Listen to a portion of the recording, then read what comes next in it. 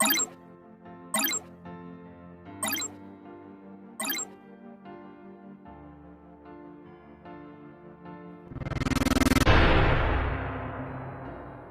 all brothers and sisters, welcome to my YouTube channel, Lascar Raghul. Chapter 13 of Science of Being Well. Recording by Jill Preston. Science of Being Well by Wallace D. Wattles. Chapter 13. In a Nutshell.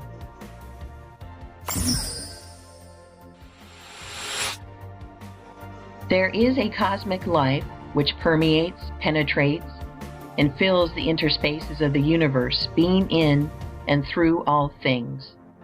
This life is not merely a vibration or form of energy.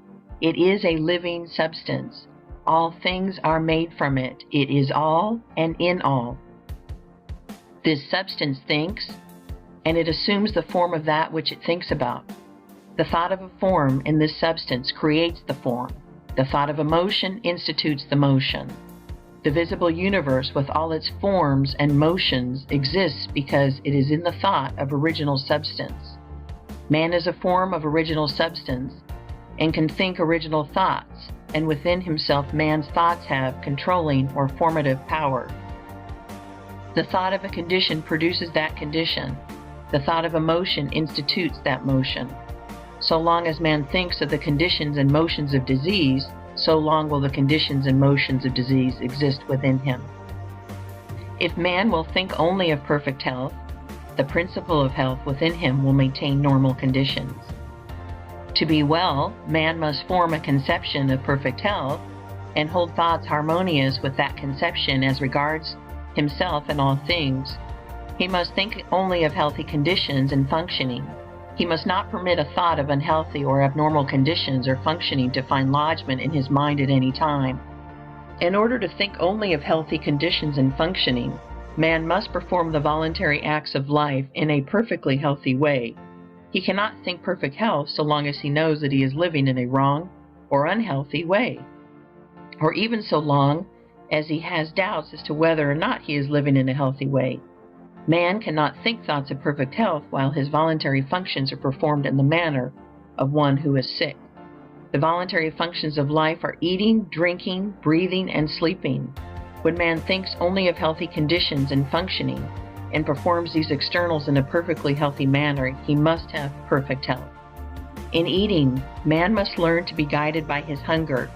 He must distinguish between hunger and appetite, and between hunger and the cravings of habit. He must never eat unless he feels an earned hunger. He must learn that genuine hunger is never present after natural sleep, and that the demand for an early morning meal is purely a matter of habit and appetite.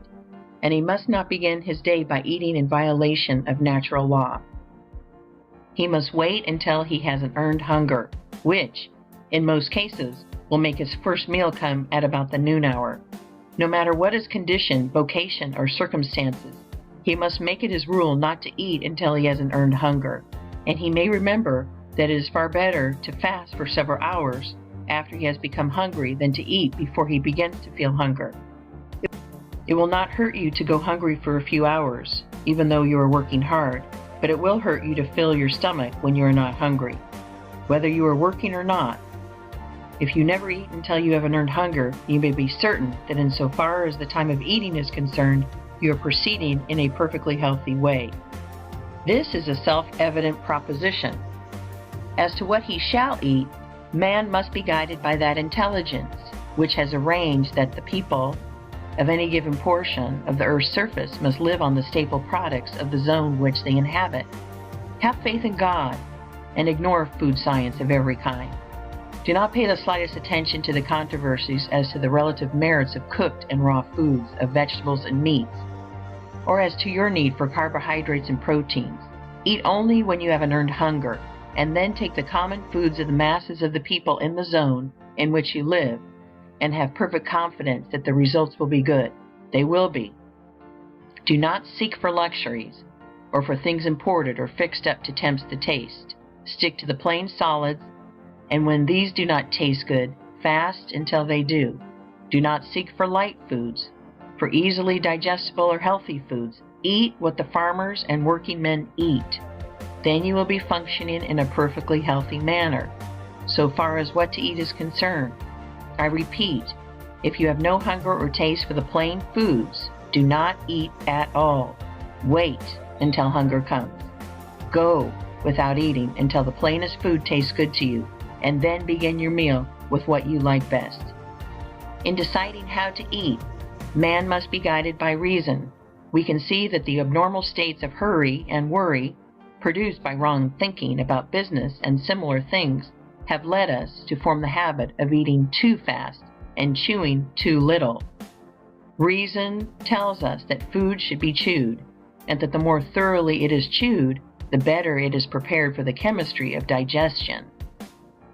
Furthermore, we can see that the man who eats slowly and chews his food to a liquid, keeping his mind on the process and giving it his undivided attention, will enjoy more of the pleasure of taste than he who bolts his food with his mind on something else. To eat in a perfectly healthy manner, man must concentrate his attention on the act with cheerful enjoyment and confidence. He must taste his food, and he must reduce each mouthful to a liquid before swallowing it. The foregoing instructions, if followed, make the function of eating completely perfect. Nothing can be added as to what, when, and how. In the matter of how much to eat, man must be guided by the same inward intelligence or principle of health, which tells him when food is wanted. He must stop eating in the moment that he feels hunger abating. He must not eat beyond this point to gratify taste. If he ceases to eat in the instant that the inward demand for food ceases, he will never overeat, and the function of supplying the body with food will be performed in a perfectly healthy manner. The matter of eating naturally is a very simple one. There is nothing in all the foregoing that cannot be easily practiced by anyone. This method, put in practice, will infallibly result in perfect digestion and assimilation, and all anxiety and careful thought concerning the matter can at once be dropped from the mind. Whenever you have an earned hunger, eat with thankfulness what is set before you, chewing each mouthful to a liquid and stopping when you feel the edge taken from your hunger. The importance of the mental attitude is sufficient to justify an additional word. While you are eating, as at all other times, think only of healthy conditions and normal functioning. Enjoy what you eat. If you carry on a conversation at the table, talk of the goodness of the food and of the pleasure it is giving you. Never mention that you dislike this or that. Speak only of those things which you like. Never discuss the wholesomeness or unwholesomeness of foods. Never mention or think of unwholesomeness at all. If there is anything on the table for which you do not care, pass it by in silence or with a word of commendation. Never criticize or object to anything. Eat your food with gladness and with singleness of heart, praising God and giving thanks. Let your watchword be perseverance. Whenever you fall into the old way of hasty eating or of wrong thought and speech, bring yourself up short and begin again. It is one of the most vital importance to you that you should be a self-controlling and self-directing person, and you can never hope to become so unless you can master yourself in so simple and fundamental a matter as the manner and method of your eating. If you cannot control yourself in this, you cannot control yourself in anything that will be worthwhile. On the other hand, if you carry out the foregoing instructions, you may rest in the assurance that insofar as right thinking and right eating are concerned, you are living in a perfectly scientific way. And you may also be assured that if you practice what is prescribed in the following chapters, you will quickly build your body into a condition of perfect health. End of Chapter 13. Recording by Jill Preston.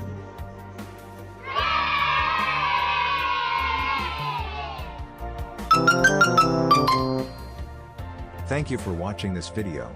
Thanks for your valuable time, my dear brothers and sisters.